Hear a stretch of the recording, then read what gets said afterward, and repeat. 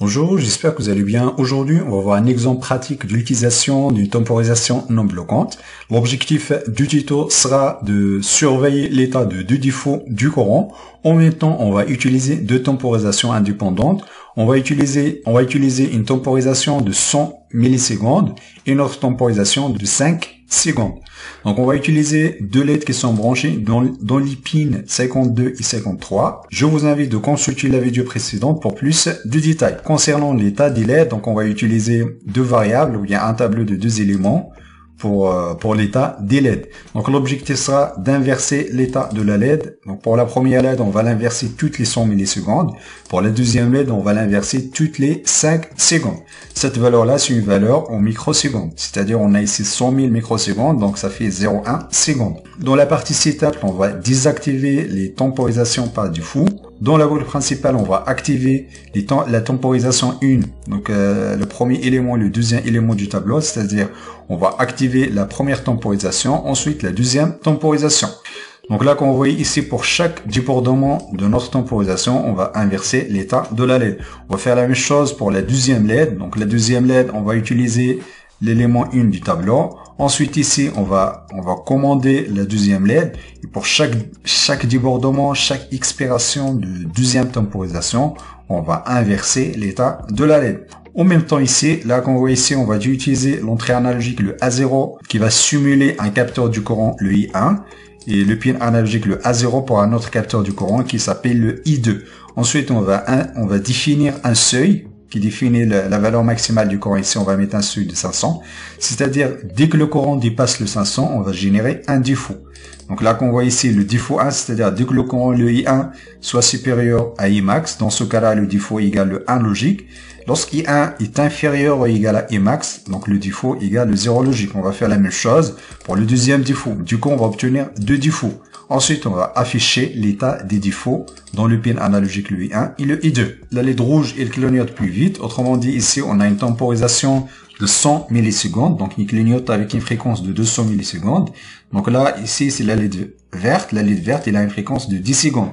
C'est-à-dire, il s'allume toutes les 5 secondes. Normalement, lorsqu'on utilise la fonction delay, ou bien la fonction delay microseconde, ça bloque l'interface série pendant 5 secondes. C'est-à-dire, on a une valeur toutes les 5 secondes.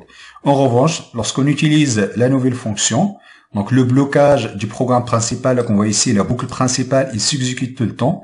Du coup, on a en permanent la valeur du courant. Concernant les défauts pour le moment, on a les défauts qui sont égales à 0 parce que ici, on a des valeurs du courant qui sont inférieures à 500. Je vais mettre le doigt dans les pins analogiques le A0 et le A1 pour ajouter un peu plus de signal.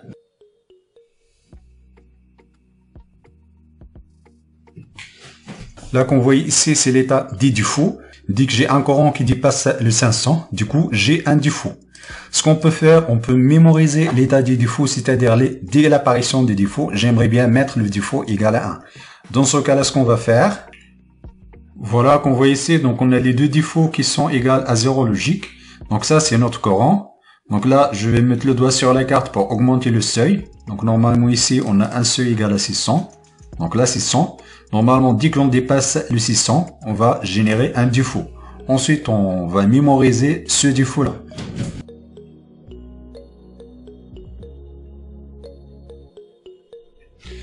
Voilà, donc le problème avec ça, donc il faut que je mette ça à l'extérieur de la boucle.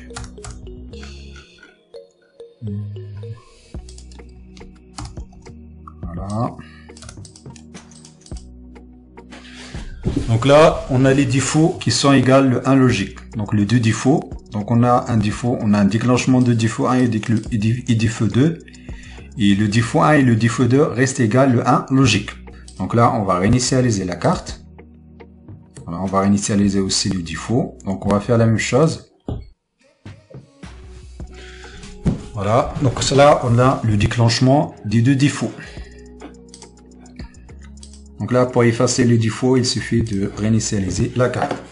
Donc là, ce qu'on va faire, on va augmenter un petit peu les temporisations. On va mettre ici 200, ensuite on va mettre ici 500. Donc là, on a 200 millisecondes, ici on a 500 millisecondes. Voilà, donc ça c'est pour 200 millisecondes. 200 millisecondes, c'est un peu plus long. Je mets 50 millisecondes.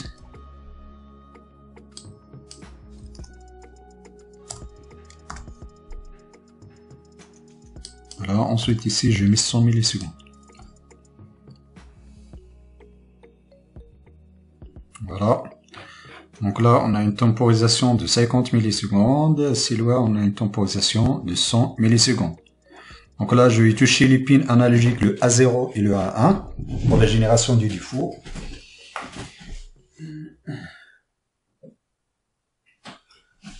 Voilà, donc là, j'ai un défaut. On arrive à la fin de la vidéo. Si vous avez des questions, des propositions, n'hésitez pas à les mettre en commentaire. Je vous remercie de votre attention et à la prochaine vidéo.